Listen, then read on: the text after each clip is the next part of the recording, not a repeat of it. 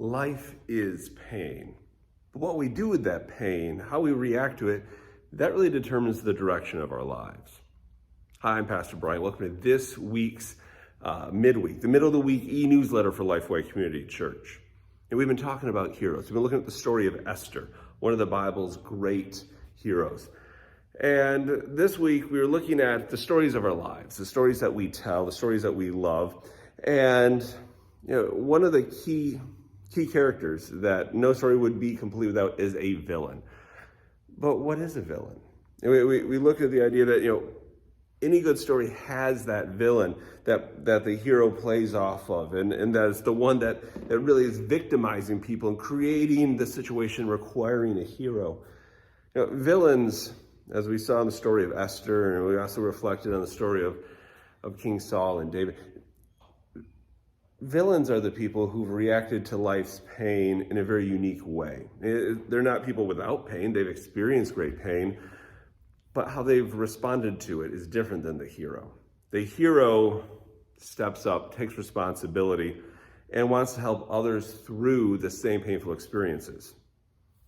The villain, on the other hand, they want to retaliate, get vengeance on the world that hurt them. And so, in fact, the villain is someone who in their heart of hearts feels small, someone who feels diminished, and they want to make other people feel small as well. In fact, that's how they're trying to make themselves feel big, is by making other people feel small. They do that in a variety of ways, but that's at the core of what a villain is. A villain is someone who's diminishing others in one way or the other. I use these hats back here to illustrate a unique point, because we used to, in our old-time black and white movies, you had the villains and the heroes, and the villains would wear black hats, and the heroes would wear white, and that was meant to distinguish them on screen. In our books and our movies, the heroes and villains are usually very clear-cut, who is who. But in real life, it's not that simple. When we really reflect on our own lives, I think if we're honest, there's times when, yes, we're victims. Times when we play the victims. Times when we take that pain of being a victim, take responsibility and step up and become heroes. But there's other times when we choose to become the villains. The villains, perhaps not to everyone around us, but perhaps the villains to someone close to us in our life. Someone perhaps in our school or at work, in our household. We choose oftentimes to play the villain, whether we like to admit it or not. There's times when we make people feel small, when we try to diminish people, because in our heart of hearts, we feel small. I think that's the honest truth, that we're all three. We're victims, that sometimes we play the victim, sometimes we play the hero, sometimes we play the villain. But I think if you and I truly are honest, we really only want to play the hero.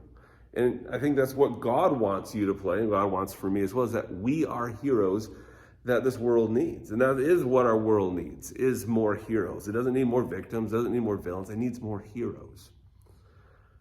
So the question really is, when are the times that you feel small? When are those times that you feel diminished? And what makes you feel that way?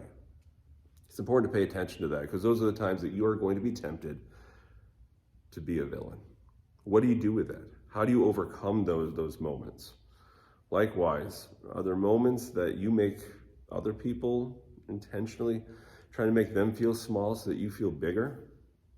There's times when we do these things. It's important, if we're going to be heroes, that we own up to that and make sure that we are moving in the positive direction of taking responsibility instead of trying to tear other people down.